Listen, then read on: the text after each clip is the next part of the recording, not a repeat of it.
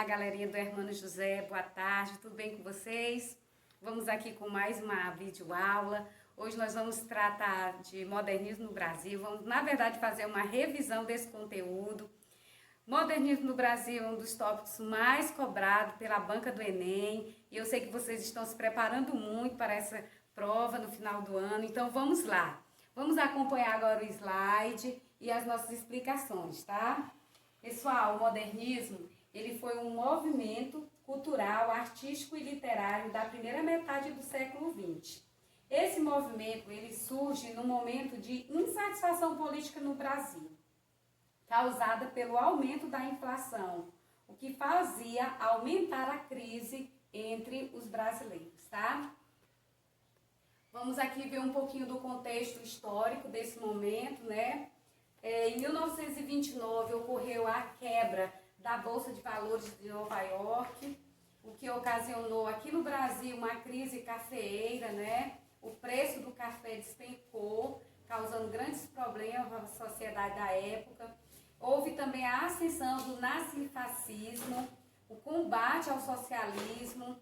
Aconteceu também a Revolução de 1930, que levou Getúlio Vargas ao governo provisório.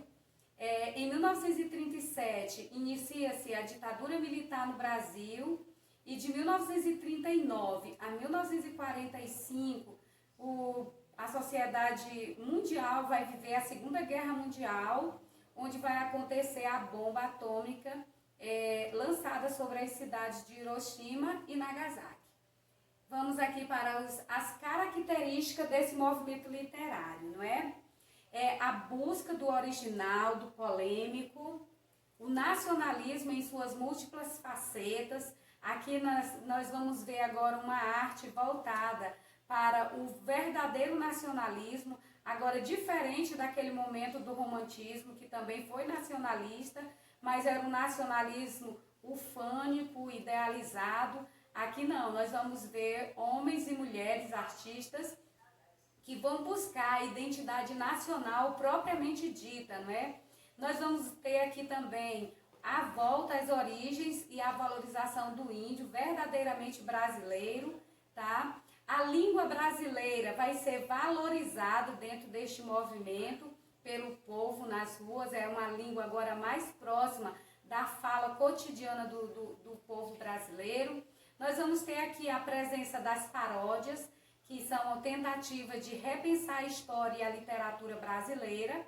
A postura nacionalista apresenta-se em duas vertentes, trazendo um nacionalismo crítico, consciente, de denúncia da realidade, identificado politicamente com as esquerdas. E o nacionalista ufanista, utópico, exagerado, identificado com as correntes da extrema-direita, tá? Vamos ver agora o modernismo no Brasil. Ele teve como grande marco inicial a Semana da Arte Moderna, realizada em São Paulo, no Teatro Municipal, de 11 a 18 de fevereiro. Né? Esse movimento artístico chamado Semana da Arte Moderna, ele teve como principal propósito renovar, transformar o contexto artístico e cultural urbano, tanto na literatura quanto nas artes plásticas, na arquitetura, na música. Mudar, subverter uma produção artística, criar uma arte essencialmente brasileira, embora em sintonia com as novas tendências europeias. Essa era basicamente a intenção dos modernistas. A gente pode até encontrar um pouco de incoerência nisso, não é? A gente vai encontrar um grupo de homens e mulheres engajados em uma luta, não é? Com o mesmo objetivo de introduzir o modernismo na sociedade brasileira, né? E o principal objetivo deles era valorizar realmente o Brasil, né? Valorizar a cultura brasileira. Porém, eles tinham como influência as vanguardas europeias, não é? Porque a gente já estudou isso e as vanguardas europeias, elas foram responsáveis pelo processo de modernização no mundo. Então, não poderia ser diferente no Brasil, né? Os artistas daquele momento, eles tiveram sim influências nas vanguardas europeias e trouxeram esse modernismo para o Brasil. O que não foi tão fácil, viu, pessoal? Foi uma luta. A primeira geração, que a gente pode considerar assim a geração que a gente pode chamar de geração heróica, né? É uma geração que teve que lutar muito, porque enfrentou muitos preconceitos para trazer, para introduzir esse novo pensamento ao Brasil, tá certo? A primeira fase, como eu falei para vocês, ela é conhecida como fase heróica. Há alguns pesquisadores que chamam também essa fase como a fase mais violenta. Ela tem a cronologia entre 1922, que foi a Semana da Arte Moderna, até 1930, quando a gente vai encontrar aqui uma nova, um novo momento do modernismo, que a gente vai chamar de geração de 1930, que nós iremos estudar logo mais, tá certo? Então, essa geração chamada geração heróica, ela apresentava o desejo de liberdade, de ruptura e de destruição do passado, com características marcantes, tá? Nós tivemos grandes autores, mas no nosso slide nós vamos destacar apenas 3. Oswald de Andrade, Mário de Andrade e Manuel Bandeira, tá? Oswald de Andrade, vamos falar um pouquinho aqui do Oswald de Andrade, tá? Esse cara foi considerado aquele mais irreverente do grupo, da primeira geração, tá? Oswald de Andrade, ele é o nome mais irreverente do modernismo brasileiro. Ele inaugurou o poema Piada, seguindo com um propósito contestador do modernismo.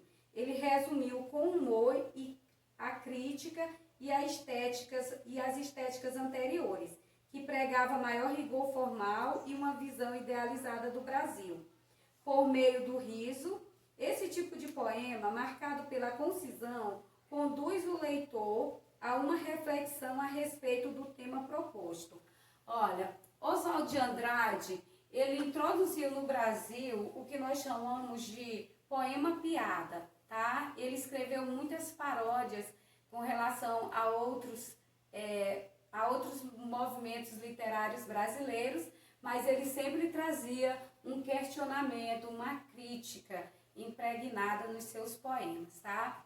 Já o Mário de Andrade, tá? Conhecido como Mário de Andrade e a sua Paulicéia Desvarada, porque ele publica esse livro que marca, que traz, que reúne em suas páginas as contradições paulistanas e o espírito provocado da nova escola literária.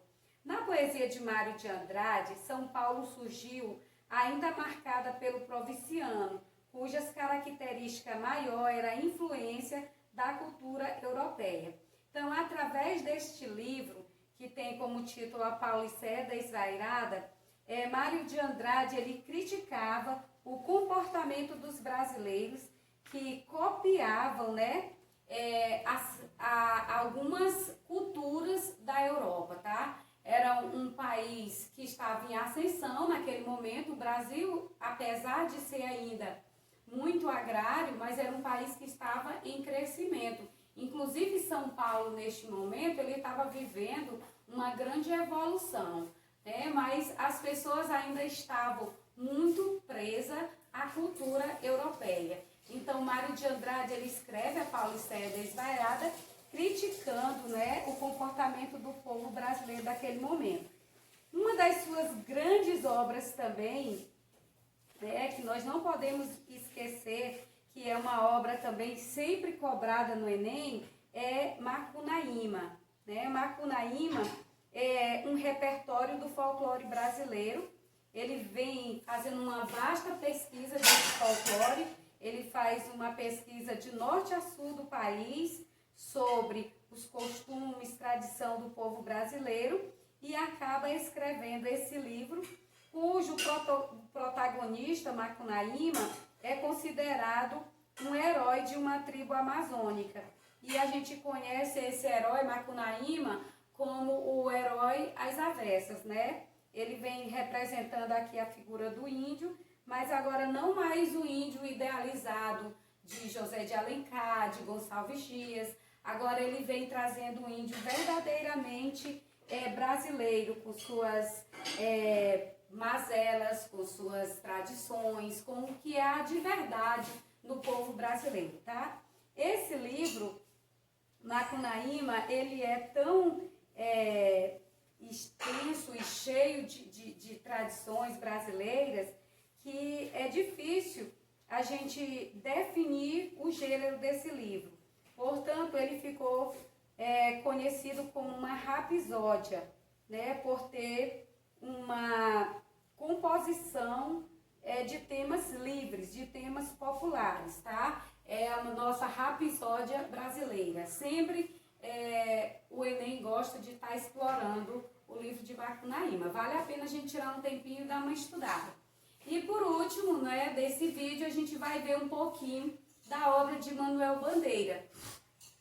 Manuel Bandeira, ele não participou propriamente da Semana da Arte Moderna, mas ele desponta no cenário nacional como um dos principais nomes dessa primeira geração, tá? Ele não participa presencialmente, porém foi um dos seus poemas que foi lido na Semana da Arte Moderna, se eu não me engano, por Ronald de Carvalho. O poema foi Os Sapos, e esse poema traz uma crítica muito dura aos parnasianos, tá?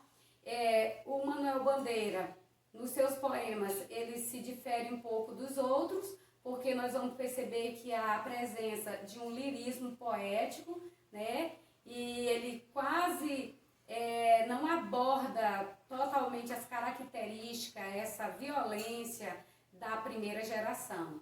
A criação poética de Bandeira é direcionada para temas universais. Ele vai escolher os temas como o homem, a existência, a angústia, a tristeza, a solidão, a temporalidade e principalmente a morte, pessoal. A gente vai perceber assim nos poemas de Bandeira, assim, uma linguagem muito melancólica, tá? E a gente vai até pensar assim, nossa, será que ele não é da segunda fase do romantismo brasileiro? Mas aí a gente vai dizer não. Ele também teve muitas características modernas, tá? E por que Bandeira trouxe esse aspecto melancólico para a sua obra, né? Vamos entender um pouquinho por que Bandeira apresentou, né, essas características, vamos dizer, sombria, né? Quando Bandeira ainda era um adolescente, cheio de sonho, com seus projetos, né? Ele tinha um projeto de vida que era ser arquiteto, né? Bandeira foi surpreendido por uma doença na época incurável, que era a tuberculose, né? E aí ele foi diagnosticado com essa terrível doença e as suas esperanças foram frustradas, né? Por diversas vezes. Bandeira, ele tentou o tratamento, a família tentou, inclusive ele foi para a Suíça. Ele foi para a Suíça tentar um tratamento contra essa doença, mas ele teve que voltar por conta da Primeira Guerra Mundial, né? Ele não conseguiu ficar lá por conta da Primeira Guerra. Então, esse poeta, ele vai ter uma vida angustiada e sempre achando que a morte ia chegar na hora seguinte, tá?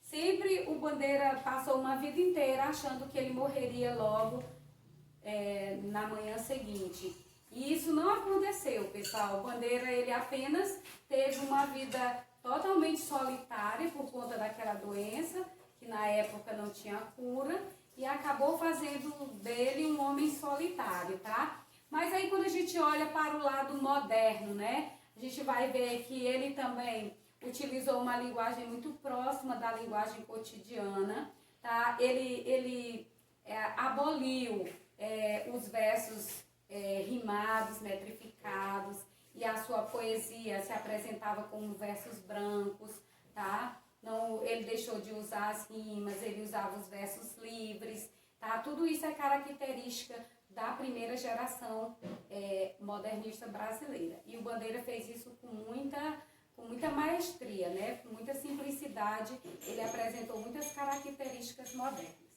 Pessoal, nós vamos ficar até aqui e no próximo vídeo a gente continua com a segunda geração moderna.